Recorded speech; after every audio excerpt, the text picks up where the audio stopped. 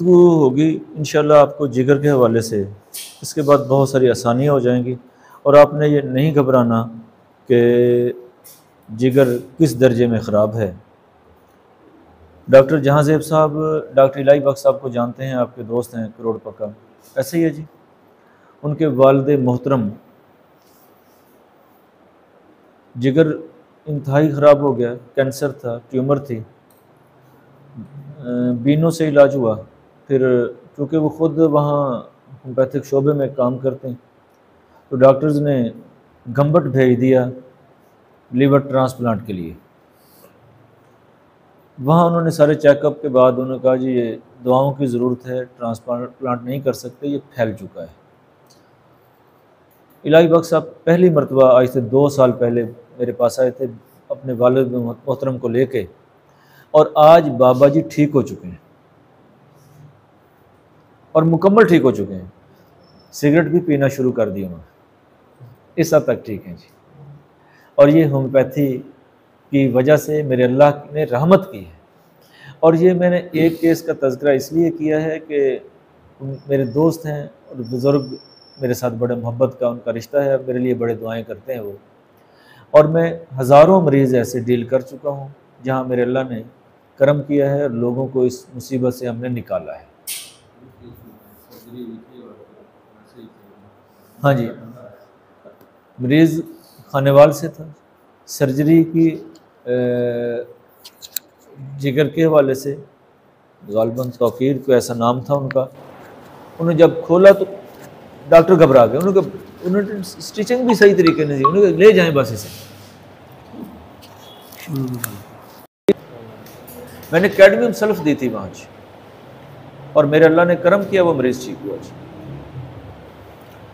तो मैं अपनी तरतीब, मेरा ख्याल में तरतीब लगाता हूँ लंबी गुफ्तगू की बजाय ऐसी तरतीब जो हमारे साथी यूट्यूब पे लेक्चर सुनेंगे, जो मेरे साथी यहाँ मौजूद हैं, इंशाल्लाह उनकी क्लिनिक में मरीज़ों के लिए बहुत सारी आसानियाँ पैदा हो जाएंगी और इंशाल्लाह ये हमारे लिए सदका जारिया होगा। हम इस इल्म को इंशाल्लाह छुपाएंगे नहीं। सबसे पहले कार्सिनोसिनम दें, सिम्टम की तरफ आते हैं। इसके बाद मियाज़म पहले लगा लें और ये मैं हफ्ते में एक खुराक देता हूँ 1 में।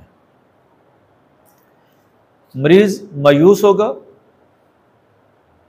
बहुत सारी जगहों से घूम के आया हुआ होगा, वहाँ आप आरम मेट देंगे। जहाँ मायूसी नहीं होगी, बेचैनी होगी, मायूसी और बेचैनी में फ़र्क होगा ना, वहाँ आर्सेनिक देंगे। आर्सेनिक में खौफ पाया जाएगा, पत्नी क्या बनेगा, पत्नी क्या होगा, कुछ हो ना जाए। और आरमेट में उसे बस अब तो ख़त्म है। ये थोड़ी सी तफरीक करेंगे, आरमेट और आर्सेनिकम एल्बम कारसी के बाद। ये आपकी 2-3 अद्वियात आपके मरीज़ को खड़ा कर देंगी जी, और आप हैरान हो जाएंगे कि ये होम्योपैथी इतनी एडवांस है। कोलेस्ट्रीनम यहाँ देना फ़र्ज़ है, ये सब मरीज़ों को देंगे 3x में।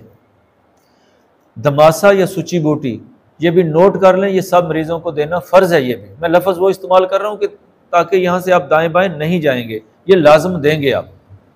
दमासा या सूची बूटी मदर टंक्चर में, कोलेस्ट्रीनम 3 में, बाकी तीनों दवाइयाँ कार्सिन लाजमी है। आरमेट और आर्सेनिक की सिम्टम आप ले लेंगे। हेपेटाइटिस 1 में देंगे कभी कभार इंटरकरंट रेमेडी के तौर पे, इसे भी नज़रअंदाज नहीं करना।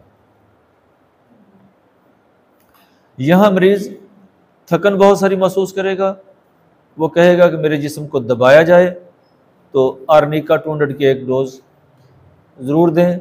ये कमाल कर देगी, तमाम थिक्के खोल देगी, रास्ते हमवार कर देगी, खून साफ़ कर देगी और मरीज़ को बाजू से पकड़ के खड़ा कर देगी बकिया अद्वियात के साथ।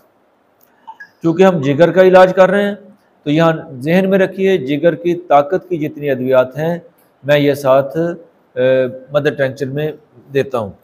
आप 2-3 ये मिक्स कर सकते हैं।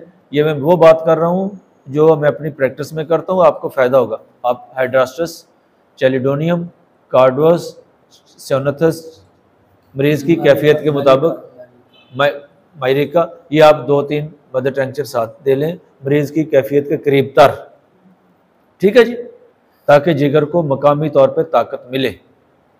इसके साथ आप काली मेयर और नेट्रम सल्फ बायोकेमिक के हवाले से बात कर रहा हूँ, ये नज़रअंदाज अगर नहीं करेंगे तो आपको बहुत सारा फ़ायदा होगा। ये वो बातें हैं जो कॉमन हैं। सिम्टम की तरफ अब आते हैं जी। मरीज़ के पेट में पानी पड़ा हुआ है तो मैं सबसे पहले आर्सेनिक की तरफ जाता हूँ जी। और आर्सेनिक की पहचान ये होगी कि मरीज़ का चेहरा यहाँ से सूखा हुआ होगा, और चेहरा देख के मैं पहचान कर लेता, चेहरा सूखा हुआ होगा, पेट बड़ा हुआ होगा, और मरीज़ जो है ना उसे कै भी कभी कभार होगी, पानी भी कम पिएगा, सर्दी लगेगी। तो आर्सेनिक 200 की डेली खुराक दे सकते हैं, इससे आपका केस निकलेगा और ये 70% आर्सेनिक काम करेगी। यहाँ दूसरी दवाई जिससे मैंने बहुत रिज़ल्ट लिए हैं और मैं अल्लाह का शुक्र अदा नहीं कर सकता, मेरा केस फंस गया, मैंने वहाँ एपोसाइनम दी, आर्सेनिक दी, बकिया दी, लेकिन अच्छा मैंने ऐसे ही पूछा यार क्या, कहते मेरा पेट भरा हुआ है, ये एस्कुलस की सिम्टम है, भरा हुआ का एहसास। मैंने उसे एस्कुलस दी, केस निकल गया, मुझे एक नया हथियार मिल गया। एस्कुलस 200 में डेली दे दें, जहाँ मरीज़ ये शिकायत करे कि मेरे पेट भरा हुआ है, और ये एसाइटिस में भरा हुआ पाया जाएगा, और ये बहुत केस होंगे जहाँ आर्सेनिक की अलामत ना हो, वहाँ एस्कुलस आपको मिलेगी और आपके केस निकलेंगे यहाँ से। जहाँ मरीज़ ज़्यादा मिकदार में पानी पिएगा, पानी पीने के बाद उसके पेट में दर्द होगा, यहाँ हम एपोसाइनम 200 में डेली देंगे। जहाँ मरीज़ बहुत कमज़ोर होगा, पानी बहुत ज़्यादा मिकदार में पिएगा, पेशाब उसे बहुत ज़्यादा मिकदार में आएगा और पीले रंग का आएगा, एसिटिक एसिड देंगे, और ये कमाल करती है, कमज़ोरियाँ भी दूर कर देगी, पानी को भी निकाल देगी, मरीज़ को खड़ा भी कर देगी मेरे अल्लाह की रहमत से। लेक्सिस, जहाँ मर्ज़ तीसरे दर्जे में चला जाएगा, मरीज़ को सांस में घुटन होगी, मरीज़ गर्मी महसूस करेगा, बंद कमरे में नहीं बैठ सकेगा, उस अपने चेहरे के ऊपर कपड़ा नहीं ले सकेगा, ट्यूमर होगा, एब्सेस होगा, जिगर सोराइसिस होगा, सुकड़ाव की तरफ होगा। ये बड़ा काम करने वाली दवाई है लेक्सिस। म्यूरोटिक एसिड, मरीज कमजोरी की वजह से नढाल होगा, उसकी जुबान सुकड़ी हुई होगी, जिस तरह जुबान सुकड़ी हुई है उसका जिगर भी सुकड़ा हुआ है, बुखार होगा, म्यूरोटिक एसिड काम करने वाली दवाई है, ये नजरअंदाज नहीं करनी। जुबान सुकड़ी हुई तो म्यूरोटिक एसिड दे दें।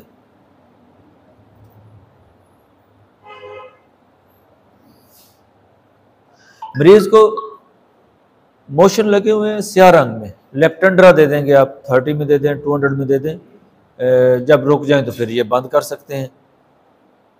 और लाइकोपोडियम, ये नज़रअंदाज नहीं करनी, ये अक्सर कभी कभार 1 में एक आध डोज साथ देते रहना, ये इंटरकरेंट रेमेडी के तौर पे ये अमल अंगेज दवाई है, ये काम करने वाली दवाई है, आपके मरीज को तवानाई मुहैया करेगी, उसे पाँव पे खड़ा करेगी इंशाल्लाह।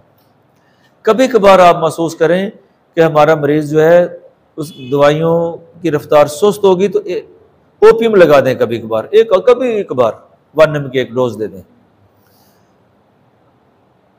सल्फर, मरीज गर्मी महसूस करे तो ठंडे पानी की तलब हो, और ये केस मौजूद होंगे। फास्फोरस 1 एम में, 1 एम का जहां तज़किरा होगा तीसरे चौथे 5वें दिन बाद, 200 का तज़किरा होगा तो रोज़ाना खुराक, 30 होगी तो दिन में 3 मरतबा 4 मरतबा। लेकिन अगर आपका केस बहुत ज़्यादा ख़राब है, मरीज़ नीम बेहोश है, तो वहाँ आप आर्निका, नक्स, मास, काटा, इनको नज़रअंदाज नहीं करेंगे। यहाँ बेहोशी की कैफियतों में ये चीज़ें मौजूद होती हैं। मरीज़ का अगर बुखार ही नहीं उतर रहा, मुसलसल बुखार है हेपेटाइटिस की वजह से, तो आप पैरोजोनम कभी कभार देंगे तो बुखार भी आप उतारने में कामयाब हो जाएंगे। मैं कोशिश कर रहा हूँ कि जो मैं अपने यादाश्तें बहाल करके मैं क्लिनिक पे जो करता हूँ वो बता रहा हूँ, और चूंकि मेरी इस पे गिरफ्त अल्लाह की रहमत से बहुत सारी है, आपको बड़ा फायदा होगा इससे।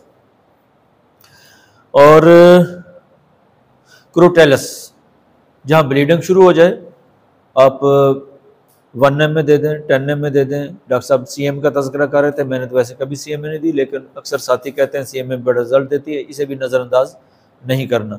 फास्फोरस भी खून को रोकती है, आर्निका भी खून को रोकती है। मरक साल का तज़किरा मैं आखिर में यहाँ कर रहा हूँ। और अगर आपको समझ नहीं आ रही कि मरीज़ की दवाई कौन सी बन रही है, और बेशक दाएं तरफ लेटने से तकलीफ बढ़ती है या नहीं बढ़ती, मुंह में पानी है या नहीं है, आप कारसी दे के, सिम्टम पे आप आरामेट या जो भी वो दे के, आर्सेनिक दे के, लाइको को भी नज़रअंदाज नहीं करना, कोलेस्ट्रीनम दे के, सूची बूटी दे के आप डेली एक खुराक मरक साल की दे दें। या आप ऐसे समझें आप जिगर को ठीक करने में कामयाब हो चुके हैं और मरीज़ों की दुआएं लें। मैंने कोशिश की है कि इसमें कोई चीज़ ना रहे, अगर कोई चीज़ रह गई हो तो वो इंसान हो याददाश्त से, लेकिन ये पूरी एक तरतीब है जो मैं आपके सामने मैंने रखी है। इस पे ज़रा जाके इन अद्वियात का मुताला कर लीजिएगा और आपको बहुत अच्छा लगेगा जी। और इंशाअल्लाह अल्लाह ताला आपके लिए कामयाबियाँ अता करे। आखिर में डॉक्टर जावेद इकबाल साहब की किताब है जिगर के अमराज, अगर उसे पढ़ लें तो आपको बहुत फ़ायदा होगा, बहुत फ़ायदा होगा। बहुत सारी किताबें मौजूद हैं जिगर के हवाले से, लेकिन मुझे सबसे अच्छा उनका जो उन्होंने मटीरिया मेडिका वहाँ लिखा है ना, वो 8-10 सफ़े हैं, वो बड़े काम के लिखे हैं। वहाँ चले जाइएगा, बहुत सारा फ़ायदा होगा जी। तो सब साथियों का शुक्रिया जी। कोई बात रह गई हो तो बाद में देख लेंगे जी। ठीक है।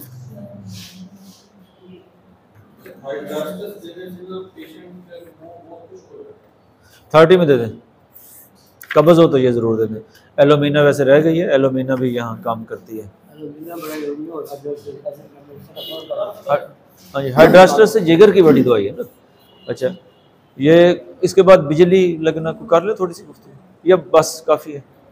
हाँ जी।